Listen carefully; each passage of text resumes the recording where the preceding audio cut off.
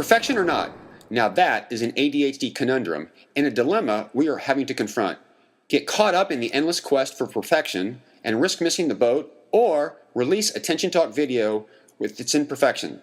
We say done is better than perfect and are releasing attention talk video as is. We believe good content is good content. So what if we have a few production glitches? If you have ADHD, follow our lead. Don't use perfectionism as a reason to procrastinate. Welcome everybody to this edition of Attention Talk Video, and with us today is career counselor Wilma Fellman. Our topic is interviewing to win, particularly for those with ADHD. Welcome, Wilma, to the show. Thank you. Real excited, Wilma, that you've agreed to come on and be on one of the first shows of this. We've certainly had you on Attention Talk Radio and had some great interviews there. So looking forward to this experience today. Can we begin? Can you talk about some of the mistakes those with ADHD make in the interview process or in interviews? Absolutely. The biggest mistake that people make is not being prepared. They assume that they're going to wing it, and by winging it, they're going to be totally honest. And by honest, they mean they're going to tell everything and anything that pops into their head. So my greatest recommendation to people going into an interview, and especially folks with ADD, is to be prepared, practice, anticipate what's going to be asked of you, and have some good ideas about where you'd be headed when certain maybe tricky questions come up. So kind of have pre-thought about what direction you're going to go in with those tricky questions. So tell us a little bit more about how they can get prepared. Well, one of the best ways is to have a list of questions that you go over the night before an interview. Even if you've done it before, even if you've interviewed before, it's a great idea to refresh your mind on some of the things that are commonly asked and in what direction you would go. So, for example, one of the best ways that people begin interviews is by asking the open-ended question of, tell me a little bit about yourself. And people should have an idea with a beginning, a middle, and an end of where they would go with a question like that, and not be totally stunned by the openness of what could be talked about. Or some people make the mistake of saying, well, what would you like to know? And what they're really looking for in a question like that is information about you, of course, but also, can you formulate a whole idea? Can you begin? Can you have some backup information? And does your thought come to a complete end? And that can be practiced. I like this because this is Attention Talk Video. We like to pay attention to attention, so they're paying attention to more than just the question. I also would presume they're also paying attention to how confident you are in what you're explaining and how that kind of comes across to be telling to them as well. So if you thought through these questions and you kind of have a beginning, middle, and you have something going on, that confidence will come out and they'll be able to read into that. Yes, definitely. You take a deep breath before you begin answering the question. Because you're prepared and practiced, you kind of have an idea of where you're going, and there's very little, if you go over commonly asked questions, there's very little that they can throw at you that you haven't given some thought to. So you're really in the driver's seat, you feel in control, and your whole body language will reflect that. Sounds good. Now, you and I have talked before that there's different types of interview type questions. Can you kind of outline those and put those into a context, and maybe we can talk about those a little bit? Absolutely. Most interviews fall into 4 types of questions. There's questions to get you to open up. These are the open-ended ones, like the one I just mentioned. Tell me a little bit about yourself, where you would really have to come up with the beginning, middle, and end. The second type of questions are those designed to see if you're going to take negative bait. By that I mean a question where it's designed to see if you are a positive person or a negative person. A question like, could you describe for me the worst boss you've ever had? Or what is your greatest weakness? Or between you and me, which job have you hated the most? And Okay. if people in their haven't planned, and if in their attempt to be totally honest, and I always say to be totally honest, but honestly, this is a selection process.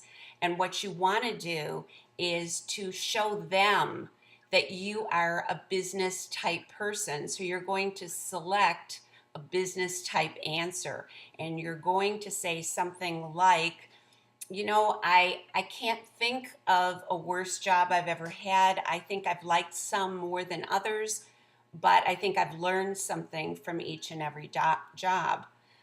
So that's the second type, the negative questions.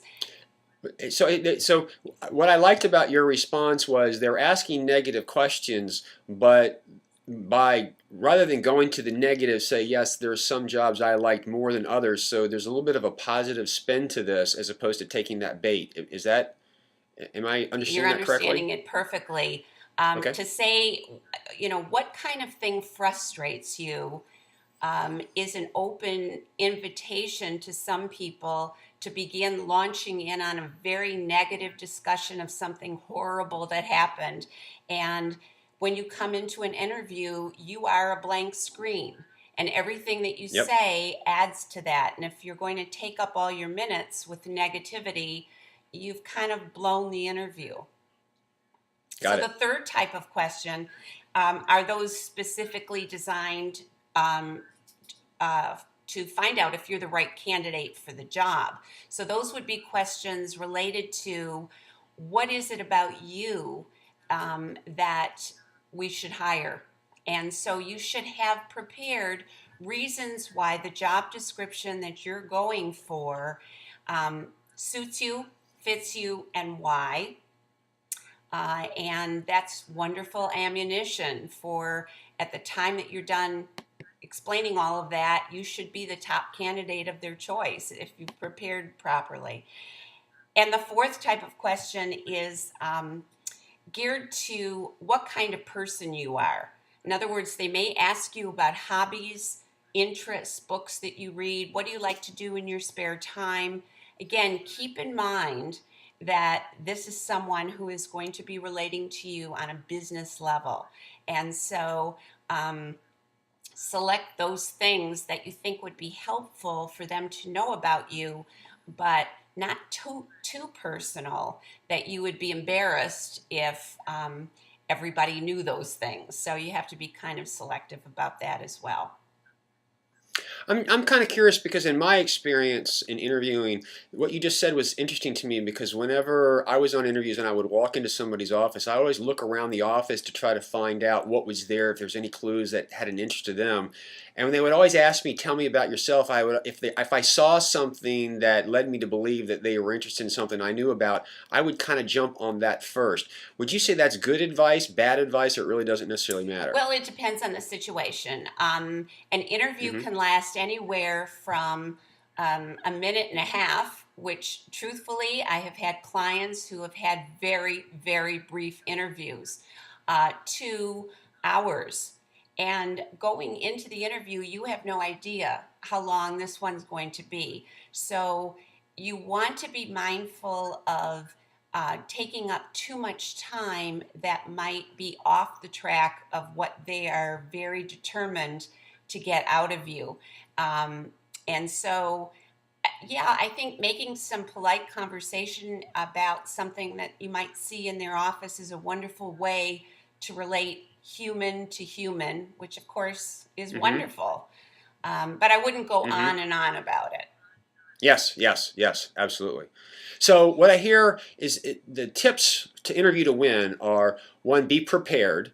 There are certain types of questions that you're likely going to be asked. And when you do that, like, tell me about yourself, do a little bit of here's the beginning, the middle, the end, and be conscious about some of that. Maybe not rehearse the words word for word, but rehearse the concepts of what you're doing, and realize that there are these 4 types of interview questions: the open-ended ones, the see if you take the negative, the questions that are designed to determine if this job is right for you, and the stuff that are about yourself. And if you think about those kind of in generic terms and put that stuff together and you prepare for them, that's really going to put you in a position to excel in the interview.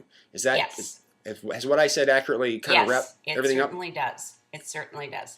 Do you have any other tips that you'd like to share that might be helpful before we wrap things Yes. up? Everyone that interviews wants to know whether they need to disclose a disability during an interview. That's got a very long answer to it. I'd like to give a short answer at this point. Uh-huh. That's to say that ADA, Americans with Disabilities Act, does protect people with disabilities from being discriminated against in a job interview or job situation. However, what it doesn't do is protect you in a way that makes them have to hire you because you do have a disability. So the bottom line is that you still have to prove within your interview that you are the best person for this job.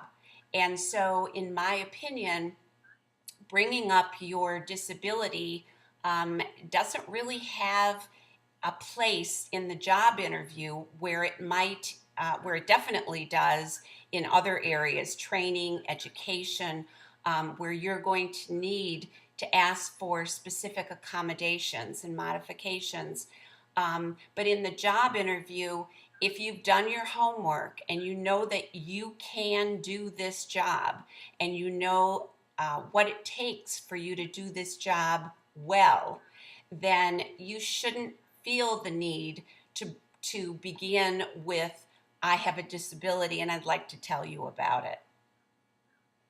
What I'm hearing is when you do that, all that's going to do is shut them off, and that's the only thing that they're going to hear past all the good stuff. So if you're capable of doing the job and you disclose something like that, it's likely when it's over with, that's the only thing that they'll remember and will create a problem. Whereas your purpose is to get through the process. If you're talented and you're the best person for the job, disability or not, it's about being the right person for the job. Exactly. I wouldn't bring up that I have asthma or diabetes or anything else that is a challenge for me on a job interview. But for whatever reason, most people, especially newly diagnosed individuals with ADD, feel that the job interview is the place to share that information. And I think you nailed it by saying that's it. For many people, they don't understand it. The employer may not understand what ADD really is and make assumptions about Hmm. you that are not true,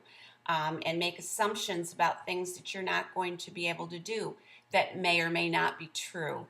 And so I wouldn't bring it up during an interview any more than I would the other things that might not be going right with my body. Absolutely. Well, Wilma, thank you very much for coming on this episode of Attention Talk Video. This has been very, very insightful. And for those that are listening out there, we've interviewed Wilma several different times on Attention Talk Radio on a variety of topics with regarding to talents and casting yourself. So I encourage you to check that out at www.attentiontalkradio.com. With that, Wilma, thank you very Thank you very much. much, Jeff. Bye. Bye-bye.